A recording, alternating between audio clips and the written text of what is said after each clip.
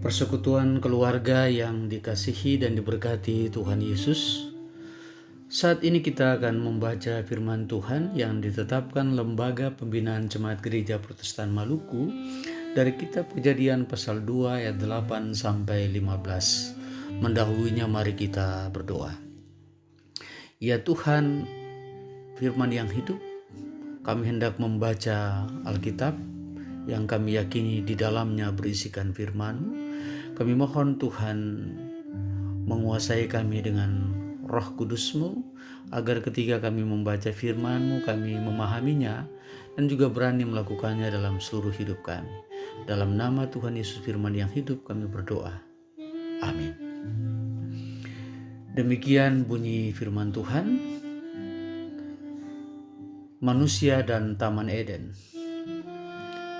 Selanjutnya Tuhan Allah membuat taman di Eden di sebelah timur. Disitulah ditempatkannya manusia yang dibentuknya itu. Lalu Tuhan Allah menumbuhkan berbagai-bagai pohon dari bumi yang menarik dan yang baik untuk dimakan buahnya, dan pohon kehidupan di tengah-tengah taman itu, serta pohon pengetahuan tentang yang baik dan yang jahat. Ada suatu sungai mengalir dari Eden untuk membasahi taman itu. Dan dari situ sungai itu terbagi menjadi 4 cabang. Yang pertama namanya Pison, yakni yang mengalir mengelilingi seluruh tanah Hawila, tempat emas ada, dan emas dari negeri itu baik. Di sana ada damar bedolah dan batu krisopras. Nama sungai yang kedua ialah Gihon, yakni yang mengalir mengelilingi seluruh tanah Kus. Nama sungai yang ketiga ialah Tigris, yakni yang mengalir di sebelah timur Asyur, dan sungai yang keempat ialah Efrat. Tuhan Allah mengambil manusia itu dan menempatkannya dalam Taman Eden untuk mengusahakan dan memelihara taman itu. Demikian jauh pembacaan firman Tuhan yang diperdengarkan bagi kita di saat ini. Saudara-saudara yang dikasihi Tuhan, renungan Bina Keluarga saat ini diberi judul Peliharalah Alam Ciptaan Tuhan yang Kaya. Persekutuan keluarga yang dikasihi Tuhan. Apa kesan kita saat melihat hamparan tanah yang luas ditumbuhi aneka tanaman yang indah, sungai yang mengalir dengan airnya yang jernih, gunung-gunung yang menjulang tinggi, burung yang berterbangan di udara, laut yang membiru serta pemandangan alam yang indah lainnya? Pasti semua orang akan berdecak kagum dan berkata, wow, indah sekali. Dan sudah pasti dalam suasana seperti itu mereka tidak tinggal diam. Mungkin yang membawa kamera atau yang memiliki HP kamera akan segera mengambil gambar-gambar yang indah dengan berfoto selfie. Tetapi apakah hanya itu? Saya kira tidak. Sebagai orang beriman, kita akan berkata bahwa Allah kita adalah pencipta yang hebat. Ini mesti menjadi pengakuan iman kita tatkala kita berhadapan dengan alam ciptaan Tuhan yang indah. Persekutuan keluarga yang dikasihi Tuhan Yesus. Dalam kitab Kejadian 2 ayat 8 sampai 15, dikisahkan bahwa untuk kehidupan manusia yang telah diciptakan Tuhan Allah itu, maka Allah kemudian membuat taman di Eden yang terletak di sebelah timur. Allah kemudian menumbuhkan berbagai pohon untuk dimakan buahnya, tetapi juga ada pohon kehidupan dan pohon pengetahuan tentang yang baik dan yang jahat.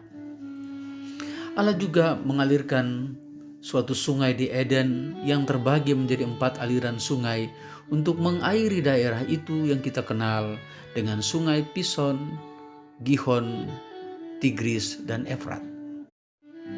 Demikian pula Allah menyediakan berbagai kekayaan alam seperti batu permata, emas, batu krisopras, juga damar bedolah. Semua itu disediakan Allah untuk apa? Tidak lain untuk menjamin kehidupan manusia. Dan setelah semuanya dipandang baik, maka Allah kemudian menempatkan manusia yang diciptakannya di taman itu, tetapi dengan suatu tanggung jawab, yaitu untuk mengusahakan dan memeliharanya. Tegasnya dikatakan, Tuhan Allah mengambil manusia itu dan menempatkannya dalam Taman Eden untuk mengusahakan dan memelihara taman itu. Ayat 15. Jadi, sekali lagi setelah semua fasilitas disiapkan Allah, barulah Ia menempatkan manusia di taman itu. Persekutuan keluarga yang diberkati Tuhan Yesus. Apa yang kita belajar dari firman ini? Bahwa ternyata sebagai manusia, kita semua mendapat tempat yang istimewa di hadapan Allah dibandingkan dengan ciptaan Allah yang lain. Di mana demi kelangsungan hidup kita, maka Allah menciptakan berbagai fasilitas hidup yang tersedia di alam sekitar kita, baik di darat, di laut, di udara, di dalam bumi, supaya kita dapat menjalani hidup kita dengan baik. Keistimewaan kita sebagai manusia itu terletak pada tanggung jawab yang Tuhan beri untuk mengusahakan dan memelihara alam ciptaan Tuhan dengan segala kekayaannya. Karena itu, kita diajak untuk bekerja, berusaha dalam mengelola alam ini demi kehidupan kita. Kita tidak boleh malas dan masa bodoh, sebab kalau kita malas dan masa bodoh, jangan pernah berharap hidup kita akan menjadi lebih baik. Walaupun kita hidup di tengah alam yang kaya. Demikian pula, di samping mengusahakan, tugas kita yang lain adalah kita diminta untuk memeliharanya dan bukan menghancurkan alam. Kita diminta untuk memeliharanya bagi sebuah kehidupan yang berkelanjutan. Tuhan Yesus memberkati kita semua. Amin. Persekutuan keluarga, mari kita berdoa. Bapa yang baik, Bapa pencipta dan pemelihara alam semesta, Bapa yang kami sembah melalui anak-Mu Yesus Kristus Tuhan kami. Sebagai persekutuan keluarga, kami bersyukur atas penyertaan Tuhan bagi kehidupan kami yang memungkinkan kami mengakhiri perjalanan di bulan Juni dan mengizinkan kami menapaki perjalanan di bulan Juli yang telah berada pada anak tangga keempat di hari ini. Bapa, kami bersyukur untuk berbagai berkat yang Tuhan anugerahkan dalam hidup kami. Apakah napas hidup, kekuatan, kesehatan, hikmat, tetapi juga berbagai penghasilan yang kami terima dari hasil kerja kami. Berikanlah kemampuan bagi kami untuk mengelola penghasilan kami untuk kebutuhan rumah tangga kami, tetapi juga dapat membantu orang lain dan bagi kemuliaan Tuhan. Kami mohon Bapa, kiranya Engkau tetap memberkati pendidikan anak-anak kami, tetapi juga upaya mencari pekerjaan yang dilakukan anak-anak kami sebagai cara mereka membangun masa depan yang baik.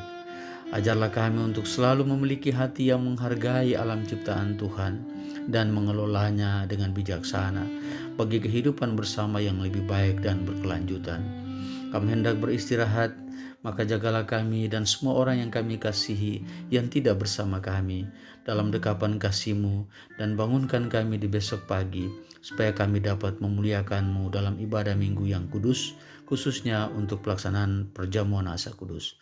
Ampunilah salah dan dosa kami dan terimalah doa kami. Dalam nama Yesus Kristus kami berdoa. Amin.